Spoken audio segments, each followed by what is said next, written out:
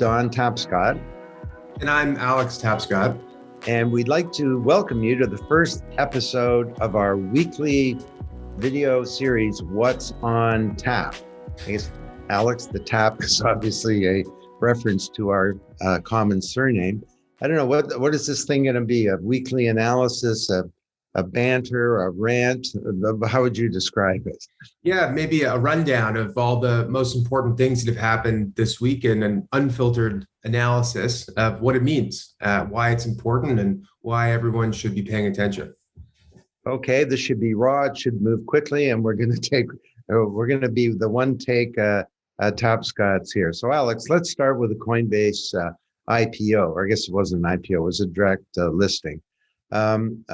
This is like a market cap that's bigger than NASDAQ and the New York Stock Exchange combined. And lots of people have commented on it. What's your take? Yeah, well, definitely it was a watershed moment for the entire cryptocurrency industry. And I would say a watershed moment for financial services writ large.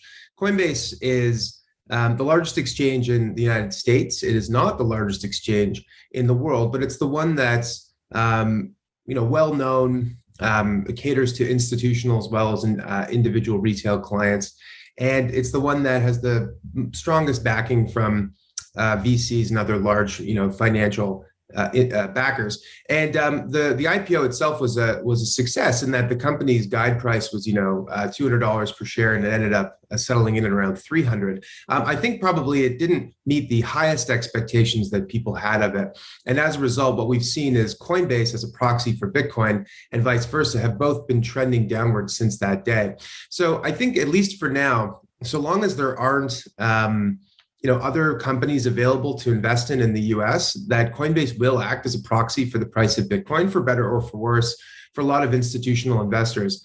But remember, this is a darling Silicon Valley company. I shouldn't say startup. When you're at $90 billion in market cap, I don't think you can call yourself a startup.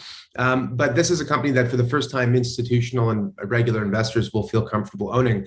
And that's going to, I think, broaden interest in the crypto asset industry writ large. And overall, I think it's a very positive thing. What's incredible about this, of course, is that Coinbase is choosing to go at this in the old-fashioned way by going public on a stock exchange. The biggest exchange in the world, Binance, took a very different route. They don't have a traditional capital structure the way Coinbase has. They have a native token, BNB, the Binance coin, which in the aggregate is a market cap itself of around $50 or $60 billion, depending on the day. So it's interesting that Coinbase, despite being so innovative, chose to go at it the more traditional route. I'm not sure if it's a harbinger of things to come, if more companies will consider the public route, but certainly it was an important moment for the industry. Well, it's part of the whole explosion of interest in digital assets and crypto. And one that strikes me out right now, it's a very volatile market, but one that strikes me is Ethereum. While everything else is kind of going up and down, generally up, Ethereum is really hitting all-time highs. What does this say about Ethereum and the market overall? Well, I think for one, it points to an overall maturation of the space. Ethereum is where much of the major innovations in the crypto space have occurred in the last couple of years, everything from stable coins to NFTs, crypto collectibles and the like, and decentralized finance, DeFi, probably the most intriguing and fastest growing area of all. Ethereum has proven to have lived up to its potential in part as a general purpose platform that allows you to program applications that do more than just move money around. And as a result, the native token Ether has benefited enormously from that. They are facing challenges today in terms of scalability and the transition to ETH 2.0, sort of their next stage of growth. But at least for now, it's quite clear that a lot of value accrues to the token on a network that is used widely, but for lots of different reasons. And this is the biggest proof point of that. The ratio of Ether to Bitcoin today has been trending down steadily. So in other words, Ether is becoming more valuable relative to Bitcoin, even though both have actually been going up overall. And it's actually very close to the level it was in 2018. You may recall that was the time when people were talking about the flippening of Ether and Bitcoin. So unclear whether or not that is going to occur. And generally speaking, when people start talking about the flippening, it starts to go the other way. So we'll see. But I do believe that the value that is accrued to Ethereum is because of its usefulness. The last time around, it was because of speculation and ICOs and so on and so forth. Now we're seeing widespread use of the platform. And what's amazing is that we're starting to see that trickle into governments and large corporations. So the European Union just issued a bond on the Ethereum network, $100 million bond, a watershed moment for the fixed income market, to be sure.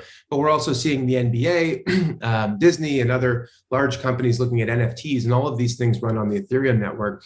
And then even stable coins, you see MasterCard, Visa, and others embracing these as the future of payments. Many of those stable coins also run on the Ethereum network. So you're starting to see this isn't just about startups and the like. This is widespread innovation, and it's starting to touch parts of the economy that, at least to date, has not yet been touched. And that, I think, is quite exciting.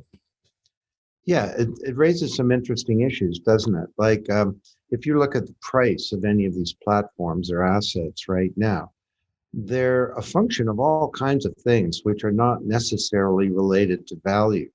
Like in the stock market, the tonic of the market and all kinds of really smart investors and analysts and the whole industry gets brought to bear, so that stocks roughly correspond to their actual actual value of the company to return earnings to its shareholders, and possibly linked to its potential to grow in value for the sort of growth stocks. Whereas you've got things like Dogecoin that it's hard to talk about the value of that, but it has a big value. And so, to your point, I guess Ethereum has real value, and there are platforms like that are probably underpriced. I know you and I have talked about Cosmos over the years, but platforms that really do something and have a growing list of actual organizations that are using them to create value for themselves. So it's kind of an interesting shakeout period, isn't it? Yeah, well, Warren Buffett said that, in the short term, the market is a voting machine, and in the long term, it's a weighing machine. So when you get these cycles of excitement and exuberance in the crypto market, people are, voting with their dollars. They're, going into things that they think have a promising future, going to be very, hot and successful down the road. But in the long run, value, in terms of the value of these networks, does accrue to the ones that have some weight to them. And in this case, we're seeing the weight of Ethereum's network playing out across all these various different kinds of applications and use cases.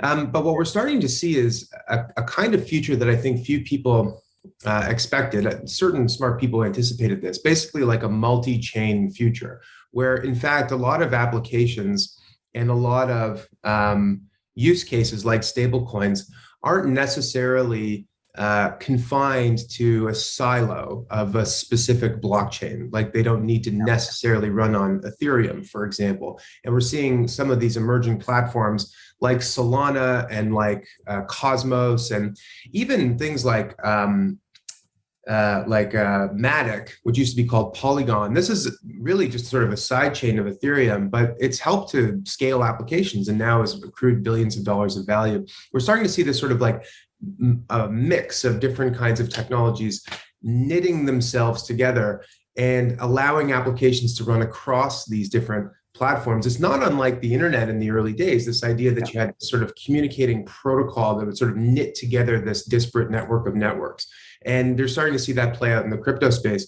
None of this was bound to occur. It's not like this was an inevitability. This is because of the technology development of lots of very smart people. Some of the smartest people in the world now work in this industry, working on projects like Solana, like Cosmos, like Polkadot, and others that are actually helping to create this infrastructure that actually allows these real world applications to run seamlessly, and not in a specific computer, in a specific technology silo per se, but across this network. And that's quite exciting. That's a big leap forward as I see it. And I noticed last week you had the Cosmos Polkadot sort of integration.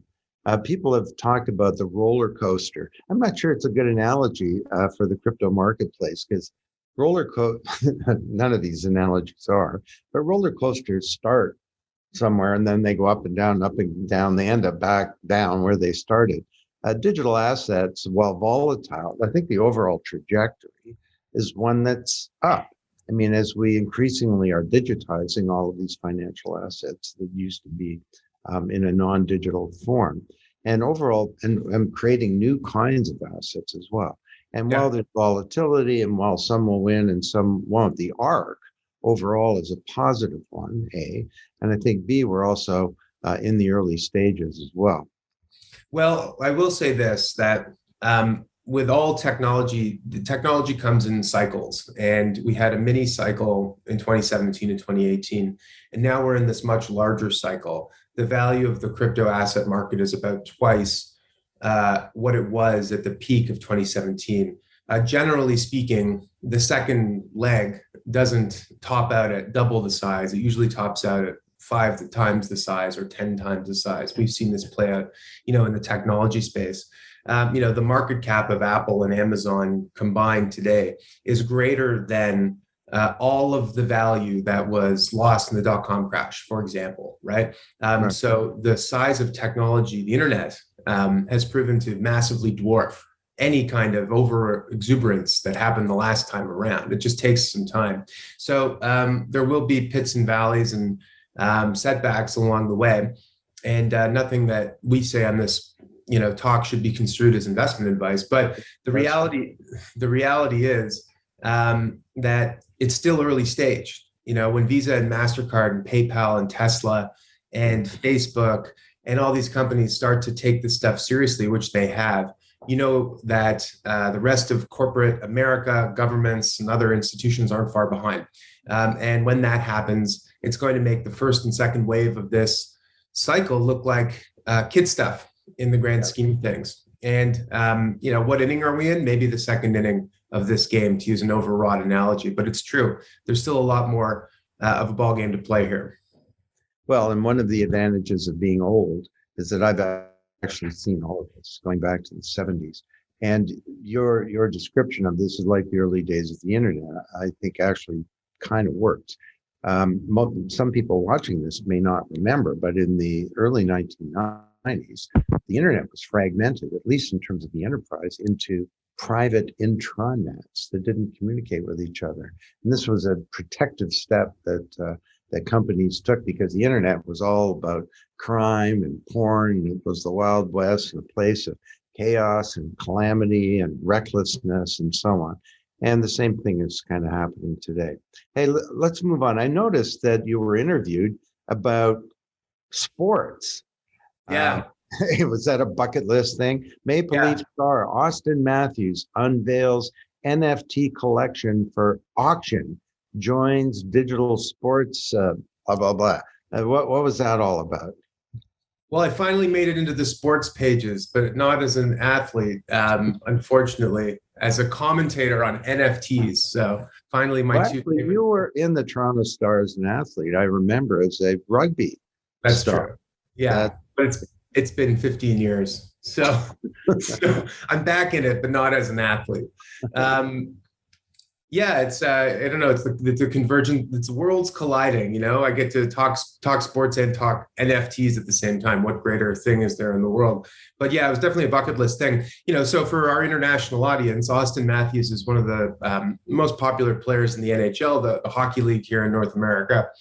He's a total rock star, sharpshooter, goal scorer.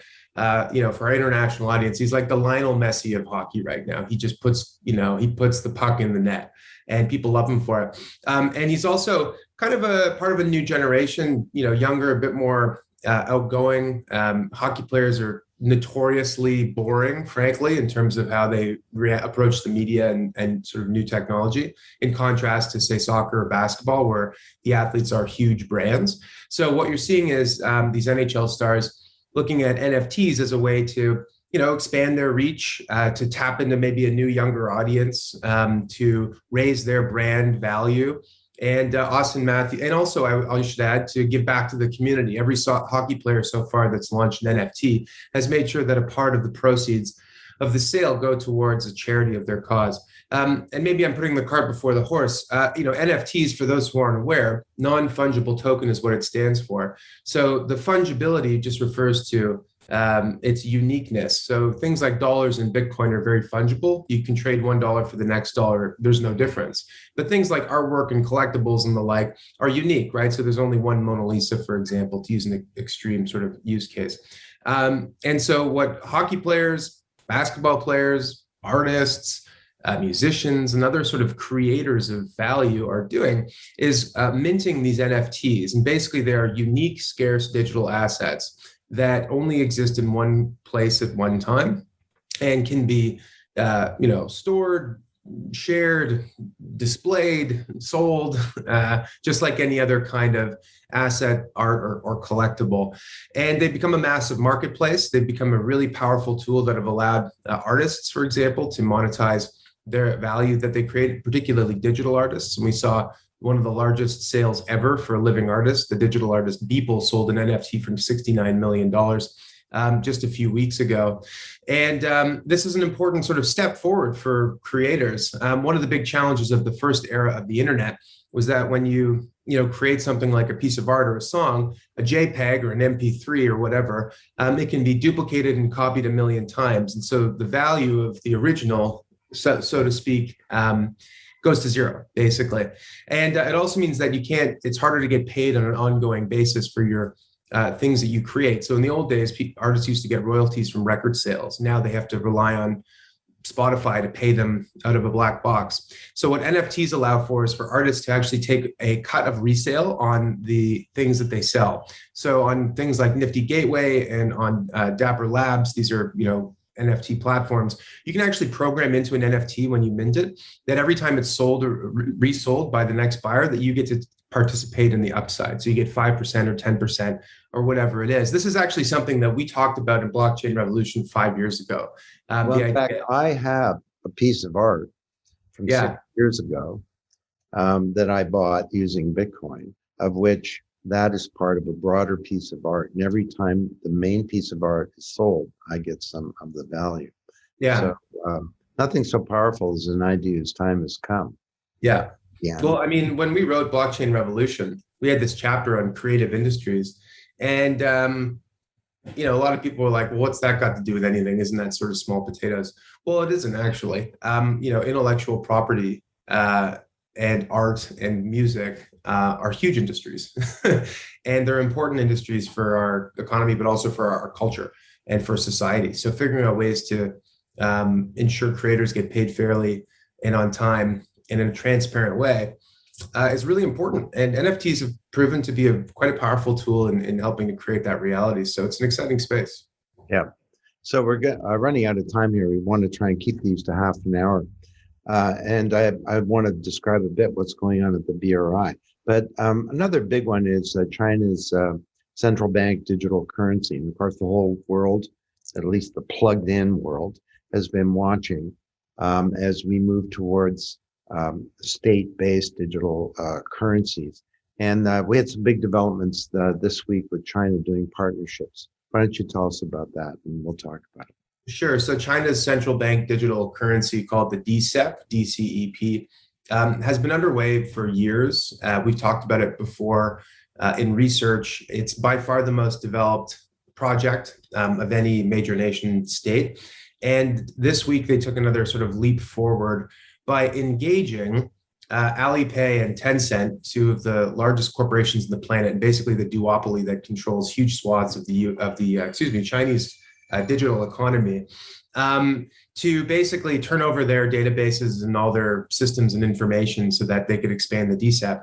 Now, if you read the Chinese papers, it was a harmonious collaboration between government and private sector. Anybody who's been following Chinese industrial policy for the past 6 months knows that the government has been taking a way stronger approach to the private sector. They've assumed a huge ownership interest in a bunch of companies. They basically squashed Jack Ma's IPO. Well, that was a harmonious collaboration with Alibaba, wasn't it? Yes, harmonious, very harmonious. Come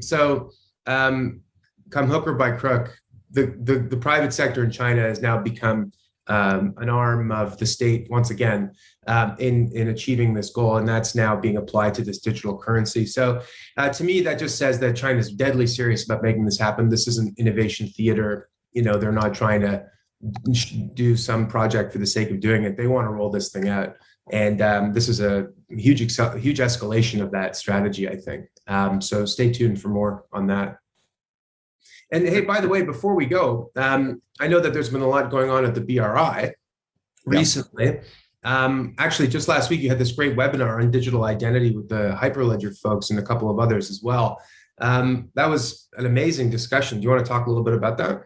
Yeah, just briefly, for everyone who's not familiar with the topic, our data, the asset class of the digital age, gets created by us, but it gets captured by digital conglomerates.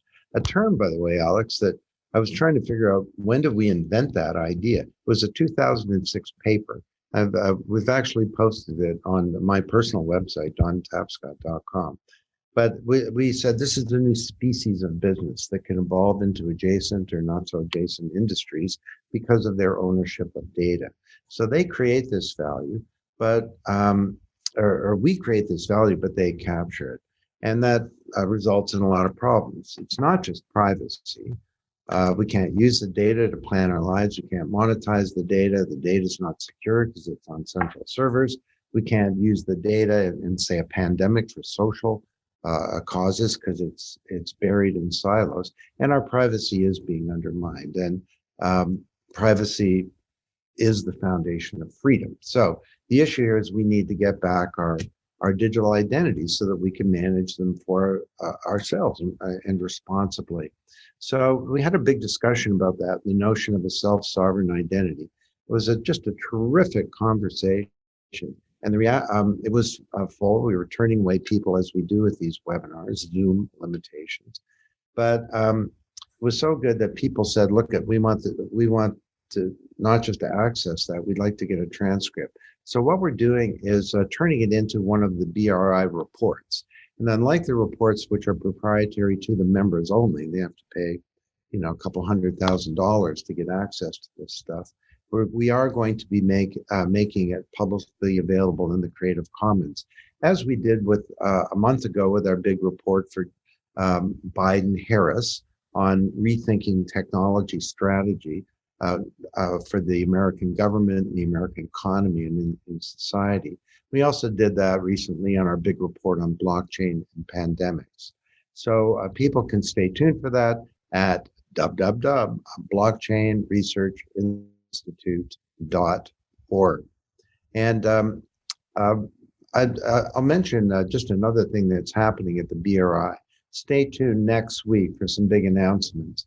And I can't give away the details, but I'm happy to report that we've weathered the pandemic and we're now moving into a major growth period.